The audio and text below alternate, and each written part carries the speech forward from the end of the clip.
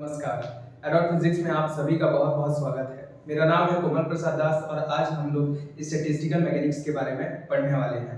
सांख्यिकी यांत्रिकी। सामान्यतः सांख्यिकी गणित का एक भाग होता है और आज हम लोग देखेंगे कि आने वाली कुछ क्लासेस में हम लोग देखेंगे कि सांख्यिकी के सिद्धांतों का उपयोग करके हम लोग किसी निकाय के ऊष्मागतिकी गुणों की व्याख्या किस तरह से कर सकते हैं। सांख्यिकी या स्टैटिस्टिक किसी भी निकाय का उसके कणों की संख्या के आधार पर अध्ययन करना सांख्यिकी कहलाता है। ठीक, अगर एक सांख्यिकी का हम लोग एक प्रॉपर डेफिनेशन देना चाहें तो कणों की संख्या के आधार पर किसी निकाय के किसी गतिकी निकाय का अध्ययन करना, उसके गुणों का अध्ययन करना सांख्यिकी कहलाता है। सांख्यिकी में सामान्यतः जो किसी कण के प्रॉपर्टी के बारे में, किसी निकाय के गुणों के बारे में अगर हम लोग को अध्ययन करना है तो हम लोग जो आधार लेते हैं वो उस निकाय के कणों की संख्या को लेते हैं। ठीक है, कणों की संख्या जितनी अधिक होगी, कणों की संख्या जितनी अधिक होती है, सांख्यिकी द्वारा लाए गए प्रेडिक्ट किए गए जो रिजल्ट होते हैं वो उतने ही सटीक होते हैं। कणों की संख्या जितनी अधिक होती है परिणाम उतने ही सटीक होते हैं। सांख्यिकी का जो आधार होता है वो होता है प्रायिकता। ठीक है, सांख्यिकी जो होता है पूरी तरह पे प्रायिकता पर आधारित होता है। प्रायिकता के बारे में आप लोग पहले के कुछ क्लासेस में पढ़ चुके होंगे, इसमें जो है हम लोग ज्यादा डिटेल में नहीं जाएंगे। सामान्यतः अगर हम लोग प्रायिकता का डेफिनेशन देखें तो जो प्रायिकता होता है वो होता है हम लोग का अनुकूल परिणाम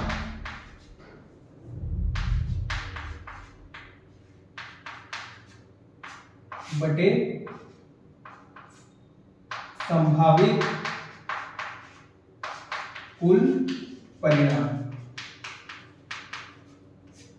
अगर किसी घटना की प्रायिकता हम लोग निकालना चाहते हैं तो उस घटना के अनुकूल कितने परिणाम हम लोग को प्राप्त हो रहे हैं और कुल कितने परिणाम हैं, संभावित परिणाम कुल कितने हैं, इन दोनों की जो निष्पत्ति होती है इसी को हम लोग प्रायिकता बोलते हैं। ठीक है, जैसे मान लेते हैं हम लोग के पास एक सैंपल स्पेस है जिसमें दो घटनाएं हैं x और y।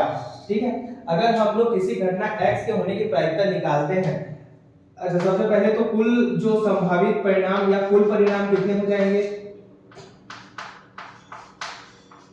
कुल परिणाम हम लोग का हो जाएगा x प्लस y।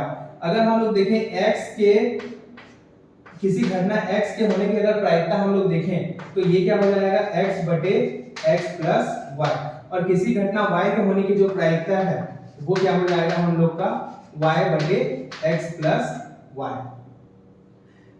अब प्रायिकता के बारे में एक और चीज आप लोग याद रखिए, ये जो है x के किसी घटना x के होने की प्रायिकता और ये जो है किसी घटना y के होने की प्रायिकता, x के प्रतिकूल परिणाम बटे कुल संभावित परिणाम, यहाँ पे y के प्रतिकूल परिणाम बटे कुल संभावित परिणाम। इसे हम लोग p डैश से अगर रिप्रेजेंट करें तो किसी भी सिस्टम के लिए जो कुल प्रायिकता होती है वो हमेशा एक होती है। ठीक है, यहाँ हम लोग बोल सकते हैं px plus py equal to क्या होगा, एक होगा। ठीक है, ये प्रायिकता के बारे में कुछ बेसिक चीजें हैं जो आप लोग पहले के क्लासेस में पढ़ चुके हैं, इसमें हम लोग ज्यादा डिटेल में नहीं जाएंगे। ठीक है, हम लोग का जो मेन टॉपिक है वो स्टैटिस्टिकल इंटरप्रिटेशन है। ठीक है, उसी पे हम लोग फोकस करेंगे। उसके बाद हम लोग देखते हैं कुछ चीजों के लिए जो है वो प्रायिकता को कैलकुलेट करने का एग्जांपल लेते हैं। ठीक है, जिसमें हम लोग कुछ चीजों के लिए प्रायिकता को कैलकुलेट करेंगे। सबसे पहले अगर हम लोग के पास एक सिक्का है और सिक्के को हम लोग उछालते हैं, सिक्के को हम लोग टॉस करते हैं, तब हम लोग के पास क्या क्या रिजल्ट आ सकते हैं, या तो हेड आएगा या फिर टेल आएगा। यानी हम लोग के पास जो टोटल संभावना है वो कितनी है, दो, एक हेड आ सकता है और एक क्या आ सकता है, टेल आ सकता है। ठीक है, नंबर ऑफ संभावित परिणाम कितने हो जाएंगे, दो हो जाएंगे। टोटल दो जो है वो संभावित परिणाम है। कौन कौन से परिणाम, एक हेड आ सकता है या फिर एक टेल आ सकता है। अगर हम लोग हेड आने की प्रायिकता निकालते हैं, एच आने की अगर हम लोग प्रायिकता निकालते हैं तो एच आने की प्रायिकता क्या हो जाएगी, यहाँ पे एच कितने बार आया है, एक बार आया है, तो इसकी प्रायिकता 1/2। ऐसे ही टेल आने की जो प्रायिकता होगी वो क्या हो जाएगी, 1/2। और यहाँ पे कुल प्रायिकता ph plus p tail head आने की प्रायिकता प्लस टेल आने की प्रायिकता क्या हो जाएगी, 1 हो जाएगी। ठीक है, इस तरह से जो है हम लोग प्रायिकता कैलकुलेट करते हैं। अगर हम लोग के पास एक सिक्का है और सिक्के को हम लोग उछालते हैं तो दो संभावित परिणाम हम लोग को मिलेंगे, एक हेड और एक टेल। ठीक है, नंबर ऑफ संभावित परिणाम कितने हो गए, 2। संभावित परिणामों की कुल संख्या कितनी हो गई, 2। हेड आने की प्रायिकता कितनी हो जाएगी, 1/2। टेल आने की प्रायिकता कितनी हो जाएगी, 1/2। और कुल प्रायिकता 1। कुल प्रायिकता हमेशा जो है वो 1 होगी। उसके बाद हम लोग देखते हैं दो सिक्के हम लोग उछालते हैं। ठीक है, ये जो है एक सिक्का हम लोग उछाल रहे थे तब जो हम लोग को मिल रहा था रिजल्ट वो ये मिल रहा था। अगर हम लोग के पास दो सिक्के हैं, ठीक है, और दो सिक्के को हम लोग क्या कर रहे हैं, उछाल रहे हैं, तब उसमें जो है संभावित परिणाम क्या क्या हो सकते हैं। इसमें हम लोग दो कंडीशन लेंगे। पहला कंडीशन जबकि सिक्के विभेद्य हैं, डिस्टिंग्विशेबल हैं, या फिर इसको सामान्य भाषा में हम लोग बोलते हैं असमान। जब हम लोग के सिक्के क्या हैं, असमान है। इसी को हम लोग स्टैटिस्टिकल मैकेनिक्स में एक वर्ड यूज करते हैं, विभेद्य या डिस्टिंग्विशेबल। ठीक है, विभेद्य मतलब अगर हम लोग किसी भी दो चीजों को अलग अलग कर पा रहे हैं तो वो जो चीजें होंगी वो विभेद्य होंगी, असमान होंगे। ठीक है, इनको स्टैटिस्टिकल मैकेनिक्स में कहा जाता है विभेद्य। विभेद्य यानी कि अगर हम लोग एग्जांपल लें तो एक रुपए का सिक्का है और एक जो सिक्का है हम लोग का 2 रुपए का सिक्का है। ठीक है, तो दो सिक्के को हम लोग टॉस करते हैं। दोनों सिक्के जो है वो अलग अलग हैं। एक जो सिक्का है वो 1 रुपए का है और एक जो सिक्का है वो 2 रुपए का है। अगर हम लोग दोनों को टॉस करते हैं तब जो संभावित परिणाम है वो क्या क्या हो सकते हैं। सबसे पहले 1 रुपए के सिक्का में हेड आ सकता है और 2 रुपए के सिक्के में भी हेड आ सकता है। ठीक है, दोनों सिक्कों को एक साथ उछाल रहे हैं। और क्या हो सकता है, 1 रुपए के सिक्के में हेड आ सकता है और 2 रुपए के सिक्के में टेल आ सकता है। और क्या हो सकता है, 1 रुपए के सिक्के में टेल आ सकता है और 2 रुपए के सिक्के में हेड आ सकता है। और क्या आ सकता है, 1 रुपए के सिक्के और 2 रुपए के सिक्के दोनों में जो है वो टेल आ सकता है। तो ये जो है हम लोग का संभावित परिणाम हो जाएंगे। और संभावित परिणाम की संख्या कितनी हो जाएगी, यहाँ पे कुल जो है संभावित परिणाम की जो संख्या है यहाँ पे 4 हो जाएगी। ये एक संभावित परिणाम है, ये एक संभावित परिणाम है, ये एक संभावित परिणाम है और ये एक संभावित परिणाम है। ठीक है, कुल संभावित परिणामों की जो संख्या है वो कितनी हो जाएगी, 1 2 3 4। कुल संभावित परिणामों की संख्या 4 हो जाएगी। अगर हम लोग प्रायिकता निकालें किसके लिए, दो हेड आने की अगर प्रायिकता निकालें तो इसकी प्रायिकता क्या हो जाएगी, ये एक बार आया है, टोटल कितने हैं 4 बार, यानी कि ये क्या आ जाएगा 1/4। अगर हम लोग 1 रुपए के सिक्के में हेड और 2 रुपए के सिक्के में टेल आने की प्रायिकता निकालें तब ये क्या हो जाएगा 1/4। उसी प्रकार इसके लिए प्रायिकता 1/4 और इसके लिए प्रायिकता 1/4 और जो कुल प्रायिकता है वो कितनी आ जाएगी, 1 आ जाएगी। ठीक है, उसके बाद देखते हैं जबकि सिक्के क्या हैं, अभिभेद्य हैं, अभिभेद्य या फिर इनडिस्टिंग्विशेबल हो, या फिर हम लोग इसको क्या बोल सकते हैं, जब सिक्के क्या हो, समान हो। सामान्य भाषा में अगर हम लोग इसे बोले तो जब सिक्के क्या हो, समान हो, एक जैसे हो, आइडेंटिकल हो। ठीक है, इन्हीं समान के लिए जो हम लोग स्टैटिस्टिकल मैकेनिक्स में वर्ड यूज करते हैं वो होता है अभिभेद्य, इनडिस्टिंग्विशेबल। ठीक है, मतलब वो कणों को हम लोग विभेद नहीं कर सकते। जैसे कि अगर इसका एग्जांपल लें तो हम लोग 1 रुपए का 2 सिक्का ले रहे हैं या 2 रुपए का 2 सिक्का ले रहे हैं। ठीक है, अगर हम लोग 1 रुपए का 2 सिक्का लेते हैं तब हम लोग ये नहीं बता सकते कि कौन सा सिक्का जो है वो पहला सिक्का है और कौन सा सिक्का जो है वो दूसरा सिक्का है। ठीक है, अब हम लोग का जो संभावित परिणाम है वो क्या हो सकता है, संभावित परिणाम क्या हो सकता है, अगर हम लोग सिक्के को उछालते हैं, ठीक है, तो दोनों सिक्के में हेड आ सकते हैं।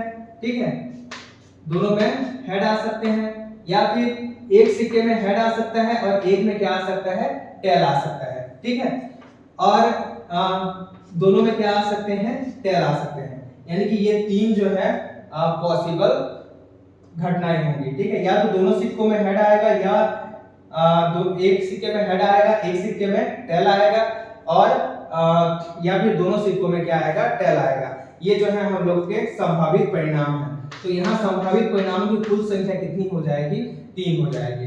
ठीक है, लेकिन यहाँ पे इसको हम लोग और एक तरह से भी लिख सकते हैं। एस को हम लोग कैसे लिख सकते हैं, हेड और हेड, दोनों सिक्कों में क्या आ गया, हेड आ गया। ठीक है, अब हम लोग फिर से सिक्का उछालते हैं, दोनों सिक्कों को ही उछालना है, लेकिन पहले जो सिक्का उछालते हैं उसमें मान लेते हैं कि हेड आ रहा है और दूसरे में क्या आ रहा है, टेल आ रहा है। ठीक है। फिर उसी में फिर से वो ऐसा हो सकता है कि पहले सिक्के में टेल आ जाए और दूसरे सिक्के में क्या आ जाए, हेड आ जाए, ठीक है। और क्या आ सकता है, दोनों सिक्कों में टेल आ सकता है, ठीक है। दोनों एक ही तरह के सैंपल स्पेस हैं, लेकिन यहाँ पे हम लोगों ने क्या किया कि यहाँ पे जो हम लोग का एक हेड और एक टेल है, इसको हम लोगों ने दो तरह से लिखा।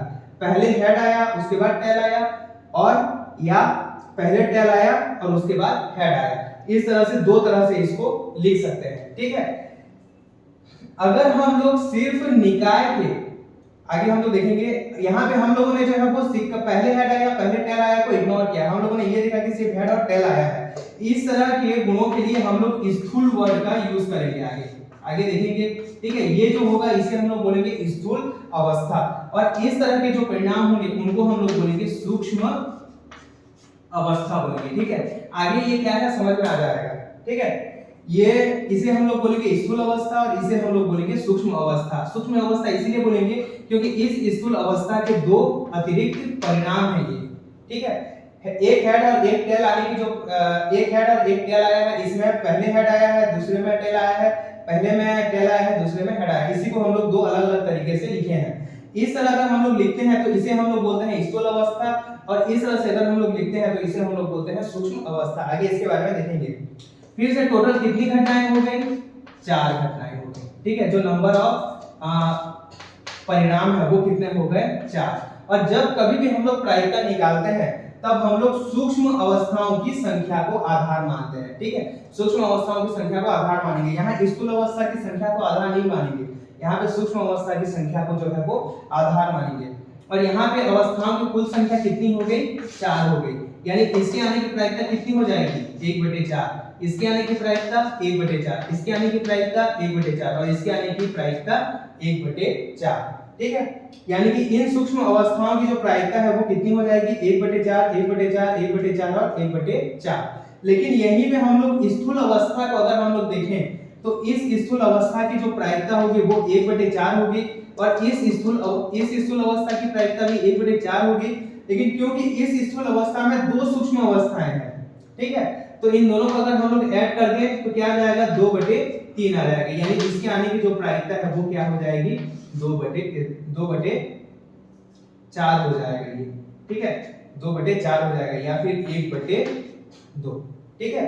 तो इस घटना के आने की प्रायिकता 1/4 हो गया, इस घटना के आने की प्रायिकता 1/4 हो गया, लेकिन इस घटना के आने की प्रायिकता कितनी होगी, 1/2 हो गई, ठीक है। तो इस तरह से यहाँ पे हम लोग को दो नए कॉन्सेप्ट के बारे में पता चला, एक तो स्थूल अवस्था और दूसरा सूक्ष्म अवस्था। और साथ ही साथ हम लोगों ने ये देखा कि अगर जो कण है वो विभेद्य हैं तब उनकी प्रायिकता अलग होगी, और अगर वो अविभेद्य हैं तो उनकी प्रायिकता अलग होगी, ठीक है। यानी कण के विभेद्य होने और अविभेद्य होने का जो फल है, क्या बोलते हैं, रिजल्ट है, वो हम लोग को उसके प्रोबेबिलिटी में देखने को मिलेगा, उसके प्रायिकता में देखने को मिलेगा, ठीक है।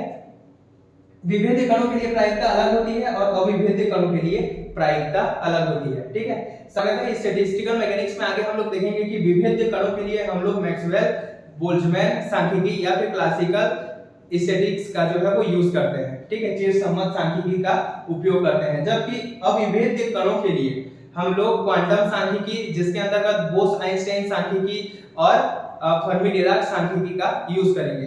तो यहाँ पे हम लोग को दो कॉन्सेप्ट मिला, कौन कौन सा, विभेद्य और अविभेद्य कणों का, और एक सूक्ष्म और स्थूल अवस्था का, ठीक है। इसको आगे डिटेल में और पढ़ेंगे हम लोग। इसके बाद देखते हैं, ये जो है हम लोग प्रायिकता की गणना करना सीख रहे हैं, ठीक है। प्रायिकता की गणना में एक हम लोगों ने देखा कि एक सिक्के को उछालना, और दूसरा हम लोगों ने देखा कि दो सिक्के को उछालने में हम लोग को क्या क्या रिजल्ट मिल रहा है। अच्छा, एक और इंपॉर्टेंट बात, ये जो पूरी थ्योरी है वो RP Goyal BSc second year की फिजिक्स की बुक से ली गई है। यहाँ पे जितने भी थ्योरी, जितने भी टॉपिक बताऊंगा सभी आरपी गोयल के फिजिक्स के बुक में, बीएससी सेकेंड ईयर के लिए जो फिजिक्स का बुक है उसके पहले यूनिट में सभी चीजें आप लोग को मिल जाएंगी, ठीक है। टॉपिक का जो क्रम है वो आगे पीछे हो सकता है, बाकी सभी जो टॉपिक होंगे वो आपको उसी बुक में, आरपी गोयल की बीएससी सेकेंड ईयर की बुक में जो है वो मिल जाएंगे, ठीक है। इसके बाद हम लोग देखते हैं, ए और बी हो गया, अब हम लोग देखते हैं सी। अगर हम लोग के पास दो कण हैं, दो विभेद्य कण हैं, दो विभेद्य कणों का, दो विभेद्य कण कौन कौन से हैं हम लोग के पास, विभेद्य है यानी कि अलग अलग है। मान लेते हैं पहला कण जो है वो A है और दूसरा कण क्या है, B है। तो दो विभेद्य कणों का, दो बॉक्सों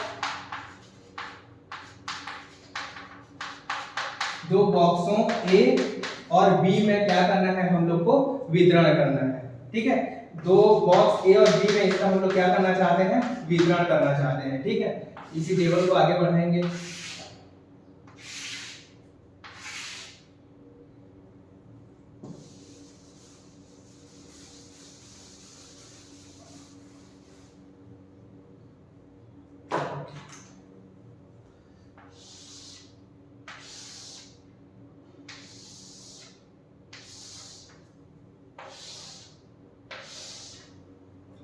यहाँ पे अब सब देखते हैं स्थूल अवस्था। अगर हम लोग के पास दो कण है, कौन कौन से कण है, A और B, दो कण है। इन दो कणों को हम लोग को क्या करना है, डिस्ट्रीब्यूट करना है दो बॉक्स में। ठीक है, यहाँ पे हम लोग क्या करेंगे, एक रिप्रेजेंटेशन का यूज करेंगे जहाँ पे number of particles in box A और number of particles in box B। ठीक है, इस तरह से ब्रैकेट लेंगे और ब्रैकेट में जो पहला संख्या होगा वो A बॉक्स में कणों की संख्या को व्यक्त करेगा और जो दूसरा संख्या होगा वो B बॉक्स B में कणों की संख्या को जो है वो व्यक्त करेगा। तो जो पहला हम लोग का संभावित जो वितरण है वो क्या हो सकता है कि पहले बॉक्स में दो पार्टिकल हो और दूसरे बॉक्स में एक भी पार्टिकल ना हो। ठीक है, इसके सिवा क्या वितरण हो सकता है, पहले बॉक्स में एक पार्टिकल हो और दूसरे बॉक्स B में एक पार्टिकल हो। इसके सिवा क्या वितरण हो सकता है, A बॉक्स में एक भी पार्टिकल ना हो और B बॉक्स में दो पार्टिकल हो। ठीक है, इस तरह के डिस्ट्रीब्यूशन को हम लोग बोलेंगे, इसे फिजिकल मैकेनिक्स में बोलेंगे स्थूल अवस्था। ये जो है स्थूल अवस्था 2 0 यानी बॉक्स A में दो पार्टिकल और बॉक्स B में कोई भी पार्टिकल नहीं है, इस तरह के वितरण को रिप्रेजेंट कर रहा है। ठीक है, ये 1 और 1 क्या बता रहा है कि बॉक्स A में एक पार्टिकल है और बॉक्स B में एक पार्टिकल है। 0 और 2 क्या बता रहा है, बॉक्स A में 0 पार्टिकल है और बॉक्स B में 2 पार्टिकल है। ठीक है, अब सूक्ष्म अवस्था या माइक्रो स्टेट देखते हैं। बॉक्स A में दो पार्टिकल किस तरह से भर सकते हैं, एक A और B, ये दो पार्टिकल हो गए और यहाँ पे बॉक्स B में जो है वो कोई भी पार्टिकल नहीं होगा। ठीक है, एक एक पार्टिकल को किस तरह से भर सकते हैं, बॉक्स A में क्या हो, A हो और बॉक्स B में क्या हो, B हो। ठीक है, या फिर कैसे भर सकते हैं, बॉक्स B में जो है वो बॉक्स A में जो है वो B हो और बॉक्स B में क्या हो, A हो। यानी एक और एक पार्टिकल भरने की अगर हम लोग देखें एक और एक पार्टिकल एक का जो वितरण है वो हम लोग दो तरह से कर सकते हैं। एक बार बॉक्स A में A भर सकते हैं, बॉक्स में B भर सकते हैं, या एक बार हम लोग बॉक्स A में B भर सकते हैं और बॉक्स B में A भर सकते हैं। ठीक है, अगर हम लोग 0 और 2 के लिए देखें तो पहले बॉक्स A में कोई भी पार्टिकल नहीं रहेगा और दोनों पार्टिकल जो है वो बॉक्स B में रहेंगे। ये जो है इस तरह से हम लोग इसको वितरण कर सकते हैं। ठीक है, अगर हम लोग देखें बारंबारता या ऊष्मागतिकी प्रायिकता, तो ये जो स्टेट है, इस स्टेट में सूक्ष्म अवस्थाओं की संख्या कितनी है, यहाँ पे 1 है। ठीक है, तो यहाँ पे इसकी बारंबारता क्या हो जाएगा, 1 हो जाएगा। यहाँ पे इस स्थूल अवस्था के लिए सूक्ष्म अवस्थाओं की संख्या कितनी है, 2 है, तो यहाँ की बारंबारता 2 हो जाएगी। इस स्थूल अवस्था के लिए सूक्ष्म अवस्थाओं की संख्या कितनी है, 1 है, तो ये जो बारंबारता है वो क्या हो जाएगा, 1 हो जाएगा। यहाँ पे बारंबारता 2 मतलब ये 1 और ये 2, ये यहाँ पे 1 ही है, यहाँ पे भी 1 ही है, तो ये जो है यहाँ पे बारंबारता 1 आएगा। ठीक है, इसे हम लोग बोलते हैं बारंबारता और इसका जो योग होता है इसी को बोलते हैं सूक्ष्म अवस्थाओं की संख्या, जिसे समेशन ऑफ ओमेगा i से रिप्रेजेंट करेंगे। यहाँ पे सूक्ष्म अवस्थाओं की संख्या कितना हो गया, 4। ठीक है, 1 2 3 और 4, 1 2 3 और 4 सूक्ष्म अवस्थाओं की कुल संख्या, इसे हम लोग बोलते हैं सूक्ष्म अवस्थाओं की कुल संख्या। जैसे यहाँ पे हम लोग निकालते हैं प्रोबेबिलिटी के केस में सूक्ष्म अवस्थाओं की कुल संख्या कितना, यहाँ पे 4 आ गया था, यहाँ पे 2 आया था, ऐसे ही यहाँ पे सूक्ष्म अवस्थाओं की कुल संख्या कितना आ गया, 4 आ गया। ठीक है, अगर हम लोग सूक्ष्म अवस्था की प्रायिकता देखें तो सूक्ष्म अवस्था की प्रायिकता यहाँ पे कितना आ जाएगा, क्योंकि ये एक बार आया है और कुल कितने बार है, 4 बार, तो इसकी प्रायिकता कितनी हो जाएगी, 1/4। ऐसे ही ए बी इस स्टेट की जो प्रायिकता है वो कितनी हो जाएगी, 1/4। बी ए की प्रायिकता कितनी हो जाएगी, 1/4। और ये हम लोग का ए बी की जो प्रायिकता है वो कितना हो जाएगा, 1/4। ठीक है। और जो स्थूल अवस्था की प्रायिकता है, अगर हम लोग स्थूल अवस्था की प्रायिकता निकालना चाहें तब क्या आएगा, इसके लिए 1/4 ही आएगा। ठीक है। जो सूक्ष्म अवस्था की प्रायिकता है इसके लिए क्या आएगा, 1/4 और 1/4, क्योंकि यहाँ पे जो है दो अवस्था है, दो सूक्ष्म अवस्थाएं हैं, तो दोनों की प्रायिकता क्या कर देंगे, ऐड कर देंगे। 1/4 और 1/4 यानी कि क्या आ गया हम लोग का 2/4 या फिर 1/2। अगर हम लोग यहाँ पे देखें इसकी प्रायिकता कितनी आ जाएगी, 1/4, यानी कि इस स्थूल अवस्था की प्रायिकता कितनी है, 1/4। इस स्थूल अवस्था की प्रायिकता कितनी है, 1/2। और इस स्थूल अवस्था की प्रायिकता कितनी है, 1/4।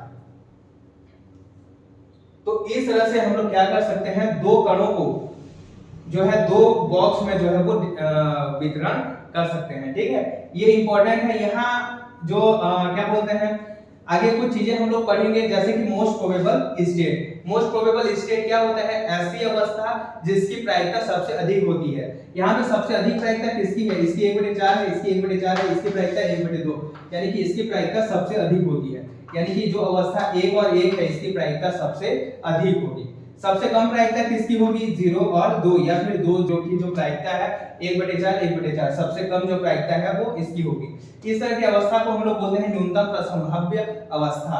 ठीक है, मिनिमम प्रोबेबल स्टेट। और इस तरह की अवस्था जिनकी प्रायिकता अधिक होती है उसको बोलते हैं मोस्ट प्रोबेबल स्टेट या फिर सर्वाधिक प्रसंभाव्य अवस्था बोलते हैं। ठीक है। ये क्या था, हम लोग का दो कणों का बॉक्स ए और बी में वितरण था। ठीक है। अब हम लोग देखते हैं कि अगर हम लोग के पास 3 कण है, ठीक है, अगर हम लोग के पास 3 कण है तब हम लोग 3 कणों को, 3 विभेद्य कणों को दो बॉक्स में जो है वो किस तरह से डिस्ट्रीब्यूट कर सकते हैं। ठीक है। 3 कणों को जो है दो बॉक्स में किस तरह से वितरण कर सकते हैं। और हम लोग के पास जो कण है वो, हम लोग के पास जो कण है वो मान लेते हैं कि कौन कौन से हैं, ए बी और सी। ठीक है।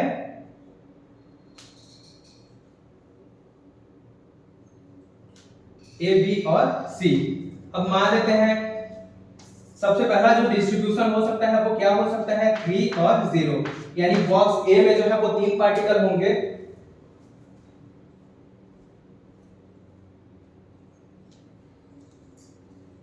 बॉक्स ए में जो है वो 3 पार्टिकल होंगे और बॉक्स बी में कोई भी पार्टिकल नहीं होगा। या फिर हम लोग का क्या हो सकता है, बॉक्स ए में 2 पार्टिकल होंगे और बॉक्स बी में 1 पार्टिकल होगा। या फिर क्या हो सकता है, जो बॉक्स हम लोग का जो बॉक्स ए है इसमें 1 पार्टिकल होगा और बॉक्स बी में 2 पार्टिकल होंगे।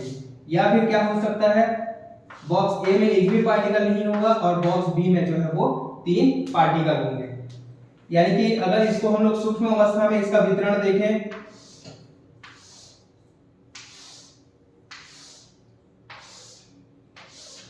इसके सूक्ष्म अवस्था का अगर हम लोग वितरण देखें तो पहले बॉक्स ए में 3 पार्टिकल हैं, यानी कि ए बी सी तीनों बॉक्स ए में रहेंगे। ठीक है। और इसके लिए बारंबारता कितना आ जाएगा, 1, क्योंकि यहाँ पे एक ही सूक्ष्म अवस्था होगा। अगर हम लोग देखें कि बॉक्स ए में 2 पार्टिकल हो, ठीक है, तो क्या क्या हो सकता है, ए बी जो है बॉक्स ए में रहेंगे और सी जो है वो बॉक्स बी में रहेगा। ठीक है। एक बार बी को बॉक्स बी में रख देते हैं तो यहाँ पे क्या बचेगा, ए सी बचेगा। एक बार बॉक्स ए को जो है वो बी बॉक्स में रख देते हैं, तब हम पार्टिकल ए को जो है वो बॉक्स बी में रख देते हैं, पार्टिकल ए को जो है वो बॉक्स बी में रख देते हैं, तब जो हम लोग का बॉक्स ए में क्या बचेगा, बी और सी। इसके बाद अगर हम लोग को बॉक्स ए में 1 पार्टिकल भरना है और बॉक्स बी में 2 पार्टिकल भरना है, तो इसके लिए जो पॉसिबल जो माइक्रो स्टेट है वो क्या क्या हो जाएंगे, ए जो है बॉक्स ए में रहेगा और बी सी जो है वो बॉक्स बी में रहेंगे, बी जो है बॉक्स ए में रहेगा और ए सी जो है वो बॉक्स बी में रहेंगे, सी जो है वो बॉक्स ए में रहेगा और बी सी जो है वो बॉक्स बी में रहेंगे। ठीक है। या फिर हम लोग देखें जो तीसरा जो लास्ट वाला जो डिस्ट्रीब्यूशन है बॉक्स ए में एक भी पार्टिकल नहीं रहेगा और ए बी और सी तीनों जो है वो बॉक्स बी में रहेंगे। इसके लिए अगर हम लोग बारंबारता देखें तो कितना आ जाएगा 3, इसके लिए बारंबारता देखें तो कितना आ जाएगा 3 और इसके लिए बारंबारता कितना आ जाएगा हम लोग का 1 आ जाएगा। यहां पे फिर से लिखेंगे कुल जो सूक्ष्म अवस्थाओं की संख्या है ओमेगा आई, कुल सूक्ष्म अवस्थाओं की संख्या कितना हो जाएगा यहाँ पे 8 हो जाएगा। ठीक है, 1 4 3 7 और 1 8 आ जाएगा। ठीक है, अब अगर हम लोग प्रायिकता निकालना चाहें तो इस अवस्था की प्रायिकता कितनी आ जाएगी 1/8, इस अवस्था की प्रायिकता 1/8, इस अवस्था की प्रायिकता 1/8, BCA इसकी प्रायिकता 1/8, इस अवस्था की प्रायिकता 1/8, 1/8 और 1/8 और इस अवस्था की भी प्रायिकता कितनी आ जाएगी 1/8 आ जाएगी। ठीक है, आगे देखेंगे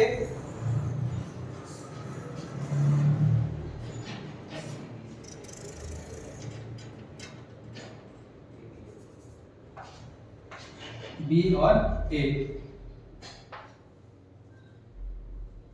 सभी की प्रायिकता जो है वो 1/8 आ जाएगी। इसी को आगे हम लोग पढ़ेंगे पूर्व प्रायिकता का सिद्धांत, जिसके अनुसार सभी सूक्ष्म अवस्थाओं की जो प्रायिकता होगी वो समान होती है। हमेशा जो है सभी सूक्ष्म अवस्थाओं की प्रायिकता क्या होगी समान होगी। 1/8 1/8, इससे पहले वाले देखे थे 1/4 1/4 1/4, तो सूक्ष्म अवस्था की प्रायिकता हमेशा समान होगी। इसी को हम लोग बोलेंगे पूर्व प्रायिकता का सिद्धांत।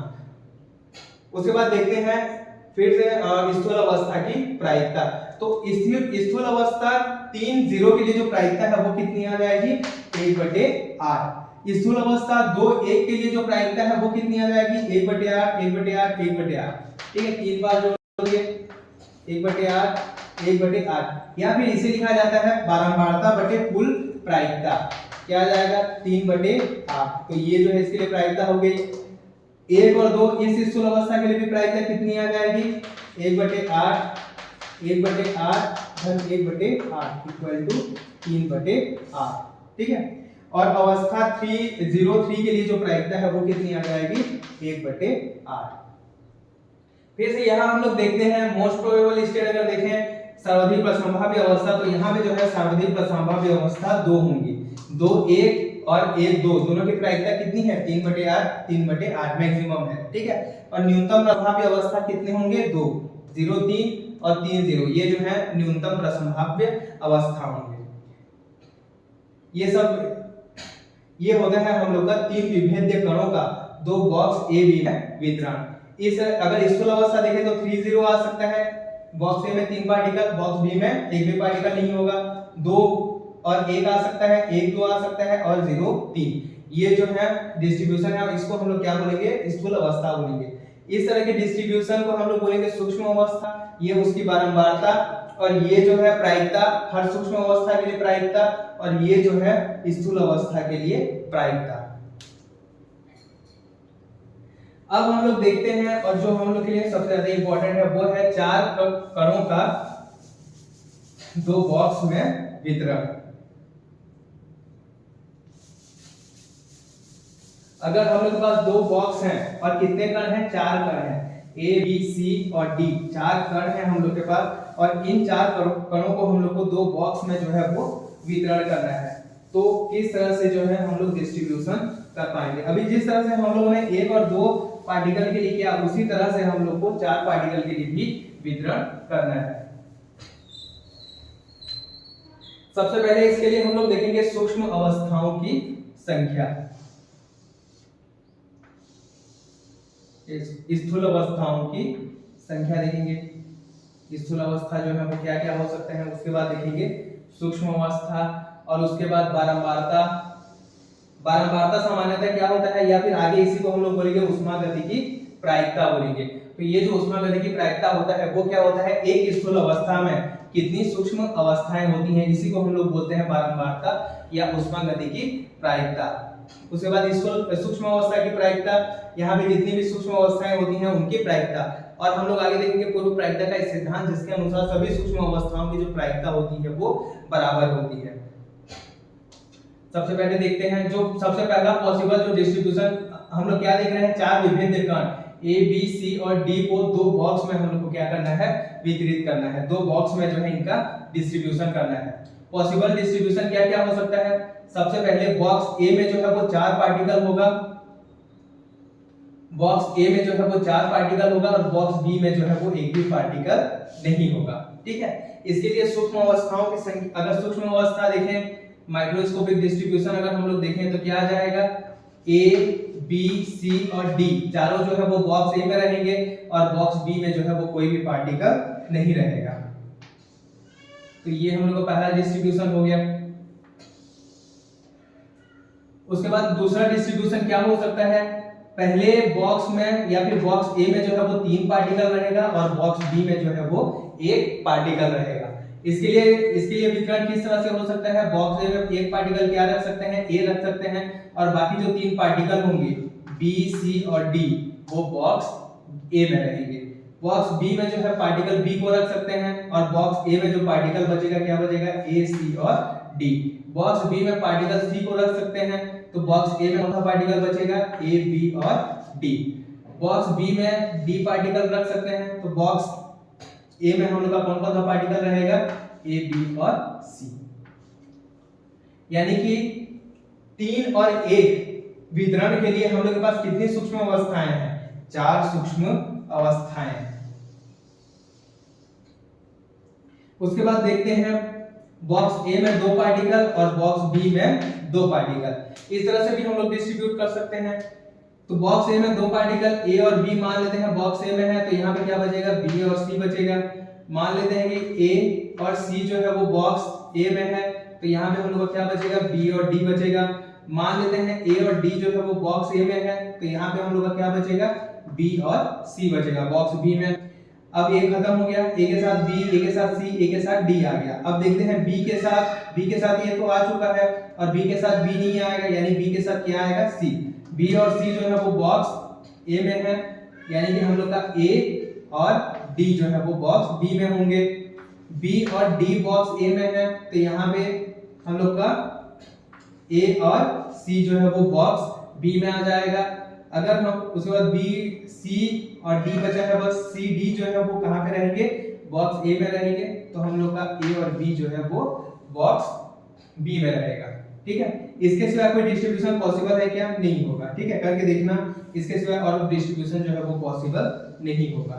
यानी कि 2 और 2 के लिए, ठीक है, 2 और 2 डिस्ट्रीब्यूशन जो है उसके लिए सूक्ष्म अवस्था हम लोग का क्या हो जाएगा, ये जो 6 है वो सूक्ष्म अवस्थाएं हो जाएंगी। उसके बाद क्या डिस्ट्रीब्यूशन हो सकता है, बॉक्स ए में 1 पार्टिकल रखेंगे और बॉक्स बी में जो है वो 3 पार्टिकल रखेंगे। मान लेते हैं कि ए जो है बॉक्स ए में है तो बी सी और डी जो है वो बॉक्स बी में रहेंगे। बी अगर ए में है तो हम लोग का ए सी और डी जो है वो बॉक्स बी में होगा। अगर सी हम लोग का बॉक्स ए में है तो ए बी और डी जो है वो बॉक्स बी में होंगे। अगर डी हम लोग का बॉक्स ए में है तो ए बी और सी ये जो होंगे वो बॉक्स बी में होंगे। ठीक है, तो ये जो 4 तरह के डिस्ट्रीब्यूशन है वो पॉसिबल है। उसके बाद आता है हम लोग का 0-4, यानी बॉक्स ए में एक भी पार्टिकल नहीं रहेगा और चारों पार्टिकल कहाँ रहेंगे, बॉक्स बी में, ए बी सी और डी।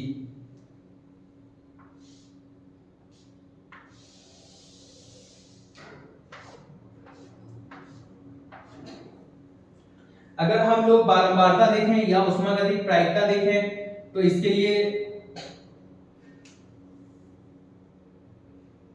ऊष्मागतिक प्रायिकता हम लोग का क्या हो जाएगा, इस अवस्था के लिए 1 हो जाएगा। इस अवस्था में सूक्ष्म अवस्थाओं की संख्या 4, इस अवस्था में सूक्ष्म अवस्थाओं की संख्या 6, इस अवस्था में सूक्ष्म अवस्थाओं की संख्या 4 और इसके लिए सूक्ष्म अवस्थाओं की संख्या 1। ठीक है, और कुल सूक्ष्म अवस्थाओं की संख्या अगर हम लोग देखें समेशन ऑफ ओमेगा आई से इसे रिप्रेजेंट करेंगे तो इसका जो वैल्यू होगा वो क्या हो जाएगा, यहाँ पे 16 हो जाएगा। ठीक है, 16। अगर हम लोग प्रायिकता निकालें तो इस स्थूल अवस्था की सूक्ष्म अवस्था की जो प्रायिकता है वो क्या हो जाएगा, 1/16 सूक्ष्म अवस्था, इस सूक्ष्म अवस्था की प्रायिकता 1/16, यहाँ पे भी 1/16, 1/16, 1/16 और 1/16, इन चारों अवस्थाओं की जो प्रायिकता है 1/16 होगा। यहाँ भी ये 6 अवस्था की प्रायिकता भी क्या आएगा 1/16, 1/16, 1/16, 1/16, 1/16 और 1/16, ठीक है। इसी को हम लोग बोलते हैं पूर्व प्रायिकता का सिद्धांत, जिसके अनुसार सभी सूक्ष्म अवस्थाओं की जो प्रायिकता होती है वो क्या होती है, समान होती है। अगर हम लोग स्थूल अवस्था की प्रायिकता देखें तो इस स्थूल अवस्था की जो प्रायिकता है वो क्या आ जाएगा 1/16। इस स्थूल अवस्था की प्रायिकता क्या आ जाएगा, चारों को जोड़ देंगे यानी कि 4/16 यानी कि 1/4। इस स्थूल अवस्था की प्रायिकता क्या आ जाएगा 6/16, पारमार्थता 6 है, कुल 16 यानी कि क्या आ जाएगा हम लोग का 3/8 आ जाएगा, ठीक है। उसके बाद इसके लिए अगर हम लोग देखें तो 4/16 यानी कि 1/4 और इसके लिए जो प्रायिकता है वो क्या आ जाएगा 1/16। इस तरह से जो है हम लोग प्रायिकता कैलकुलेट करते हैं। अगर यहाँ फिर से हम लोग देखें तो मोस्ट प्रोबेबल स्टेट जो होगा वो क्या होगा 2 और 2, ये जो होगा हम लोग का मोस्ट प्रोबेबल स्टेट होगा, या फिर इसको हम लोग बोलेंगे सर्वाधिक प्रसंभाव्य अवस्था।